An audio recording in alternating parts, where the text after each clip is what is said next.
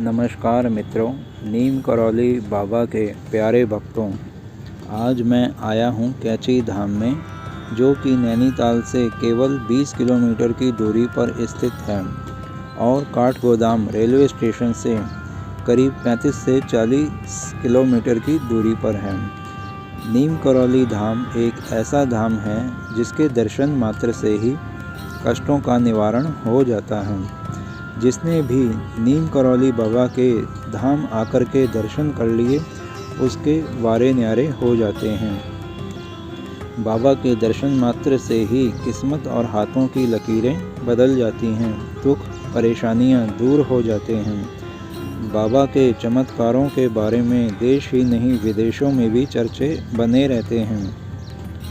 इसी से प्रभावित होकर विदेशों से भी बहुत सी हस्तियों ने यहाँ आकर उनके दर्शन किए, आशीर्वाद लिया और आज वह फलीभूत हो रहे हैं, फल फूल रहे हैं। और अभी हाल ही में विराट कोहली अपनी पत्नी अनुष्का शर्मा और परिवार सहित यहाँ पर उनके दर्शन और आशीर्वाद लेने के लिए पहुँचे थे।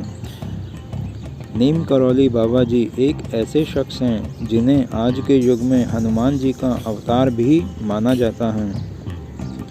आप इस पूरे इलाके में, जो कि नैनीताल से जुड़ा हुआ है, यहाँ पर रहने वाले लोगों से आपको सुनने को मिल जाएगा। हर व्यक्ति अपने आप को उनकी कृपा का पात्र मानता है। हर व्यक्ति एक अलग ही अपनी जुबानी इनके चमत्कारों की बातें बताता हुआ मिल जाएगा। आप जो यहाँ सामने देख रहे हैं, यही भवन बाबा जी का करौली धाम मंदिर हैगा, जो कि कैंची धाम के नाम से यहाँ प्रसिद्ध है। क्योंकि इस गांव का नाम भी कैंची ही है, इसीलिए यह कैंची धाम के नाम से जाना जाता है। नीम करौली बाबा का मंदिर ऐसा कहा जाता है कि देश ही नहीं विदेशों से भी बाबा के आश्रम और मंदिर वहाँ पर बने हुए हैंगे।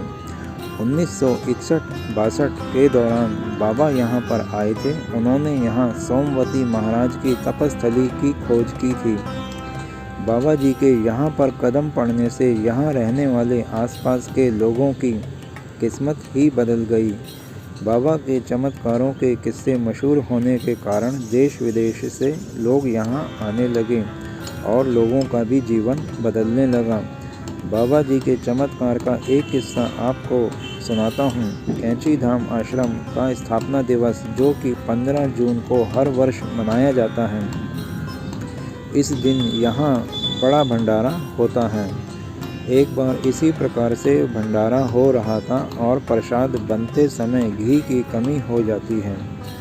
प्रबंधक और हलवाई आपस में चर्चा करने लगते हैं कि भक्तों को अब प्रसाद कैसे मिलेगा।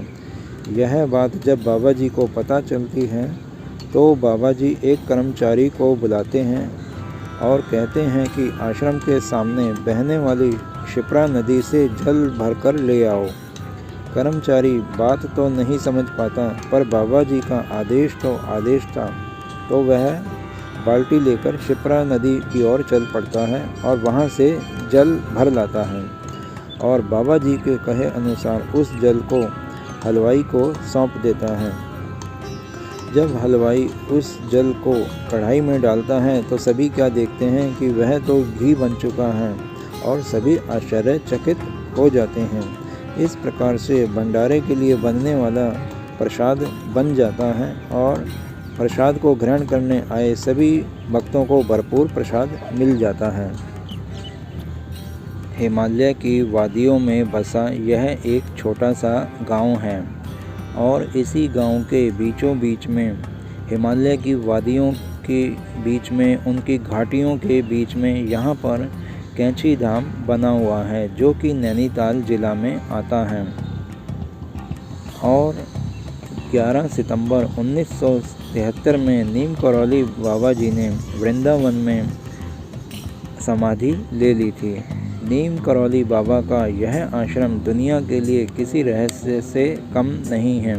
उत्तराखंड के नैनीताल से इस आश्रम की दूरी लगभग 20 किलोमीटर की है और हर व्यक्ति इस आश्रम के बारे में जानना चाहता है।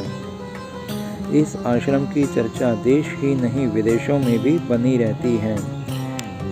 इसी आश्रम में और नीम करौली बाबा की चर्चा दुनिया में जब फैली, जब फेसबुक के मालिक जुकरबर्ग और भारत के प्रधानमंत्री अमेरिका में आपस में एक मीटिंग में मिलते हैं। इंटरव्यू में जुकरबर्ग पीएम मोदी जी को बताते हैं कि बुरे वक्त में उन्होंने यहाँ आश्रम में जाकर के अध्यात्म किया था और उनकी ताकत को भी यहाँ पर उन्होंने महसूस किया था। उनकी वजह से ही वो अपने बुरे दौर से बाहर निकल पाए और उन्होंने ये भी माना कि स्टीव जॉब्स की एडवाइस पर वे यहाँ पर आए थे।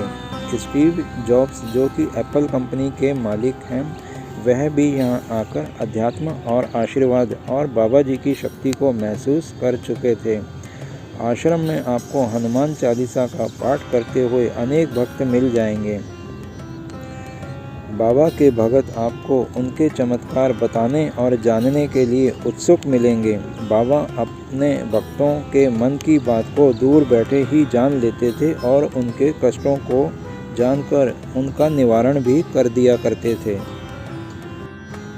वैसे तो बाबा जी का जन्म उत्तर प्रदेश के फिरोज़ाबाद के अकबरपुर गांव में हुआ था और अकबरपुर गांव से ही वे अल्पायु में यहाँ पर आ गए थे और उन्होंने यहाँ धूनी पर बैठकर तपस्या की थी। यहाँ रहने वाले लोगों की समस्या का निवारण भी उन्होंने शुरू किया और इस प्रकार धीरे धीरे लोगों का बाबा में श्रद्धा और विश्वास बढ़ता चला गया।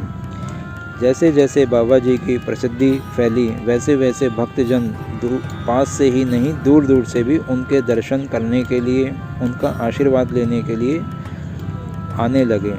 बाबा जी हनुमान जी के परम भक्त थे। बाबा ने 11 साल की आयु में ही घर त्याग दिया था और उनका असली नाम लक्ष्मी नारायण शर्मा था। उनका जन्म ब्राह्मण परिवार में हुआ था। आज उनके देश विदेश में सैकड़ों आश्रम और मंदिर फैले हुए हैं, जहां उनके भक्त उनके दर्शन करके अपनी मुराद पूरी करने, उनसे आशीर्वाद मांगने आते हैं और उनके दर्शनों का लाभ प्राप्त करते हैं। बाबा जी ने अपने जीवन काल में 2 आश्रम बनवाए, पहला कैची धाम में और दूसरा वृंदावन में, और वृंदावन में ही 1973 में उनके जीवन का अंत हो गया। और बाद में धीरे धीरे उनके भक्तों ने जगह जगह देश विदेश में आश्रम और मंदिर बनवाए और जहां पर जा कर के भक्तजन उनसे अपनी मन्नतों को मांगने के लिए, उनके दर्शन करने के लिए उनके आश्रम और मंदिर में जाते हैं, वहां ध्यान लगाते हैं, हनुमान जी का भी स्मरण करते हैं। और जो आप सामने यहाँ सफ़ेद रंग का भवन मंदिर का शिखर देख रहे हैं, इसी में बाबा जी की एक आदमकद प्रतिमा लगी हुई है, जिसमें जाकर के सभी लोग नतमस्तक होते हैं और उनका आशीर्वाद प्राप्त करते हैं, उनको प्रसाद चढ़ाते हैं और अपनी मनोकामना पूर्ण होने पर दोबारा दर्शन करने के लिए आते हैं। तो बाबा के प्यारे भक्तों और वीडियो को देख रहे आप सभी दर्शकों से अनुरोध है, निवेदन है कि यदि आप भी कभी नैनीताल घूमने के लिए आते हैं तो यहाँ कैची धाम में ज़रूर पधारें और बाबा जी की मंदिर में, आश्रम में आकर के उनका सानिध्य प्राप्त करें, उनका आशीर्वाद लें। आप भी यहाँ आकर के बहुत ही अच्छा महसूस करेंगे और अपनी कोई कष्ट हो तो उसके निवारण के लिए भी यहाँ पर उनका ध्यान लगाएं। आश्रम में प्रवेश करने के बाद आपको सबसे पहले माता वैष्णो देवी के दर्शन होते हैं, फिर शंकर भगवान जी के दर्शन होंगे, उनके बाद में आपको विष्णु भगवान जी और माँ लक्ष्मी जी के दर्शन होंगे, फिर हनुमान जी के दर्शन होंगे, फिर विंध्यवासिनी माता रानी के दर्शन होंगे और सिद्धि माँ के भी दर्शन होंगे। तो आप यहाँ अवश्य पधारिए।